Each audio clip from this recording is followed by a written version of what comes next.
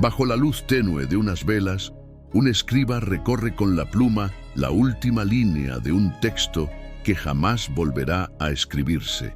Afuera, el sonido de pasos apresurados rompe el silencio, y en cuestión de minutos, las estanterías repletas de pergaminos son arrancadas de sus muros. Algunos son quemados, otros desaparecen sin dejar rastro. Nadie fuera de esos muros volverá a verlos, y lo que contenían jamás será contado porque en su interior estaba el tipo de conocimiento que podía desafiar reinos, derribar dogmas y poner en duda siglos enteros de fe. Y aunque el tiempo ha borrado su nombre de la mayoría de los registros, los pocos que han escuchado su historia la llaman la biblioteca perdida que la Iglesia no quería que conocieras. No se trataba de una simple sala de lectura ni de un depósito polvoriento de libros olvidados. Esta biblioteca fue un santuario del conocimiento, levantada en un tiempo en el que cada palabra escrita era un tesoro, ubicada en una región donde Oriente y Occidente se cruzaban, donde las rutas comerciales no solo intercambiaban especias y metales, sino también ideas, manuscritos y saberes que en otros lugares eran considerados herejía. Sus estanterías estaban hechas de madera oscura, tallada con símbolos que mezclaban culturas, y su fundación, según las crónicas más antiguas, fue impulsada por un círculo de eruditos y mecenas que creían en un principio peligroso para la época, que el conocimiento debía ser libre, no propiedad de reyes ni de altares. Allí se reunían textos que venían de Alejandría, Bagdad, Bizancio y hasta de monasterios secretos del norte de Europa. Una convergencia tan variada que convertía a este lugar en un núcleo vivo de información prohibida, y como toda llama que brilla demasiado en la oscuridad, atrajo miradas que tarde o temprano buscarían apagarla. Pero para entender por qué fue destruida, primero debemos abrir, aunque sea en nuestra imaginación, los pergaminos que custodiaba y ver el peligro que escondían. Entre aquellas paredes se guardaban manuscritos que hoy serían considerados un patrimonio invaluable, pero que en su tiempo representaban una amenaza directa al poder establecido. Allí descansaban tratados de astronomía que contradecían las enseñanzas religiosas sobre la creación, textos médicos que hablaban de cirugías y curas sin intervención divina, mapas que mostraban tierras más allá de lo que el mundo oficial aceptaba, pergaminos con traducciones de obras griegas y persas que hablaban de dioses olvidados y lo más temido, documentos que registraban versiones alternativas de las escrituras sagradas. Relatos en los que las figuras más veneradas de la fe no eran retratadas como santos perfectos, sino como líderes humanos, con errores y contradicciones. Algunos textos, según rumores de la época, incluso detallaban concilios secretos y decisiones que moldearon el dogma no por inspiración divina, sino por acuerdos políticos. Todo ello hacía de la biblioteca no solo un tesoro de conocimiento, sino un arma silenciosa capaz de cuestionar el cimiento de una fe entera. Y esa sola posibilidad era suficiente para sellar su destino. Y así, lo que empezó como un faro de luz, pronto se convirtió en el blanco de las sombras, hasta que la orden de su silencio fue dada. No fue un ataque repentino ni una invasión con espadas desenvainadas, fue un acto calculado, ejecutado con la frialdad de quien sabe que destruir ideas requiere más precisión que destruir muros. Primero llegaron emisarios enviados con el pretexto de catalogar y proteger los textos, pero su verdadera misión era identificar los más peligrosos, aquellos que podían romper la narrativa oficial. Luego vinieron los sellos eclesiásticos, marcando pergaminos que serían confiscados para ser revisados en lugares donde jamás volverían a ver la luz. El resto fue llevado a patios interiores, donde ardió durante días, el humo elevándose como un exorcismo contra el conocimiento. Pero no todos fueron quemados.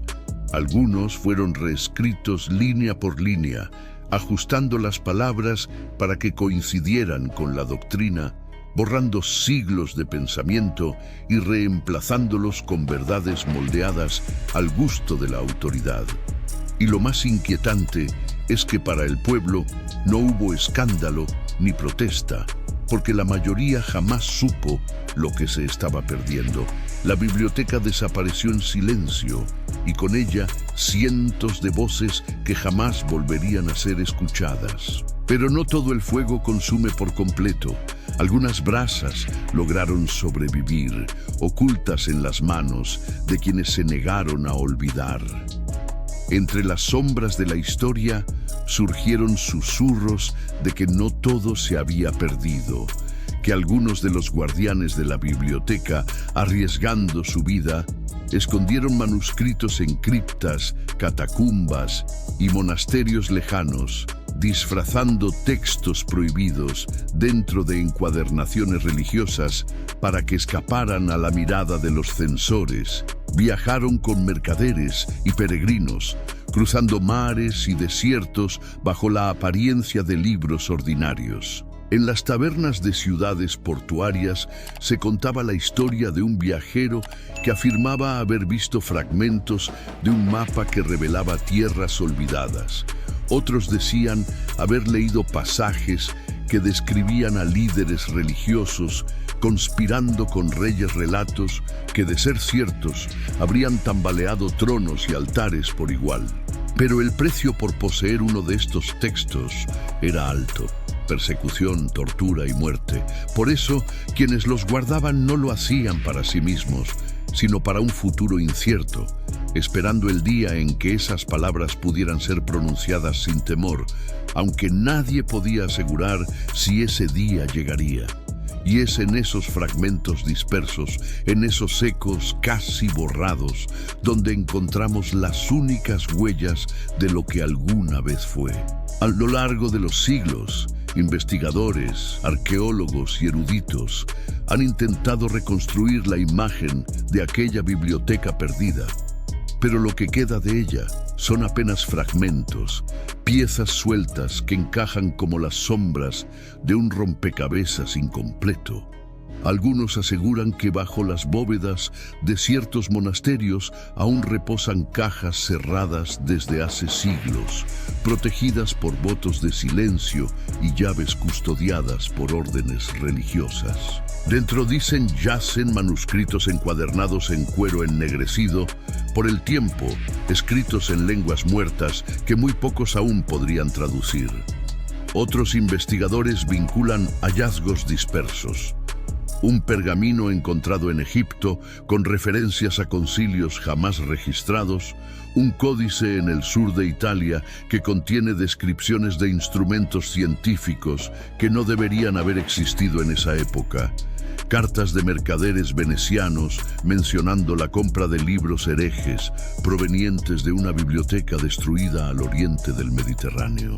Pero las teorías más provocadoras apuntan a algo mucho más inquietante: que parte del contenido nunca desapareció, sino que fue absorbido y ocultado deliberadamente por la propia Iglesia, no para destruirlo, sino para poseerlo, integrándolo a sus archivos secretos, esos de los que nadie puede hablar y a los que solo accede un círculo minúsculo de personas. Algunos investigadores señalan similitudes entre ciertos documentos encontrados en distintas partes del mundo, lo que sugiere que fueron copiados de un mismo archivo original, uno que habría estado en esa biblioteca perdida. Incluso hay hipótesis que vinculan estos fragmentos con otros centros de conocimiento, como la Biblioteca de Alejandría o los archivos de Constantinopla, como si esta red oculta de manuscritos hubiera sobrevivido a través de siglos, siempre en las sombras, siempre fuera del alcance del público. En excavaciones recientes se han encontrado pergaminos tan deteriorados que apenas pueden sostenerse en las manos, pero cuyo contenido, aún fragmentario, revela ideas adelantadas a su tiempo. Referencias a esferas celestes invisibles al ojo humano descripciones de enfermedades y curas desconocidas, narraciones de pueblos y ciudades borradas de los mapas, incluso relatos que contradicen de forma directa los cimientos de la historia oficial. Y aunque para muchos estos hallazgos son simples coincidencias o exageraciones, para otros son las migajas que confirman que la biblioteca no murió del todo, que su espíritu sigue respirando entre esas páginas rotas y polvorientas. El fuego puede consumir papel, pero no puede borrar la huella que dejan las ideas. Esa biblioteca, cuyo nombre fue borrado a propósito de los registros, no desapareció del todo. Sobrevive en los susurros de historiadores, en los fragmentos escondidos en rincones olvidados y en las preguntas incómodas que algunos todavía se atreven a hacer. Y quizá eso sea lo que más temen quienes alguna vez la destruyeron. Que el conocimiento, como una semilla, siempre encuentra un lugar para germinar. Incluso en la oscuridad, pensar que hubo un lugar donde se reunía lo más avanzado del pensamiento humano, solo para ser reducido a cenizas o encerrado tras muros de secreto, nos recuerda que la historia que conocemos es apenas una versión, seleccionada y moldeada, y que otra, mucho más incómoda, permanece oculta. Porque al final, esta no es solo la historia de una biblioteca perdida, es la historia de cómo el poder teme a la verdad, y de cómo la verdad, tarde o temprano, encuentra un camino para salir, aunque sea a través de fragmentos dispersos y voces que se niegan a callar. Y si esos pergaminos hablaran hoy, probablemente cambiarían para siempre todo lo que crees saber sobre el mundo. Y ahora te pregunto, ¿cuántos secretos más seguirán escondidos, esperando a que alguien los saque a la luz?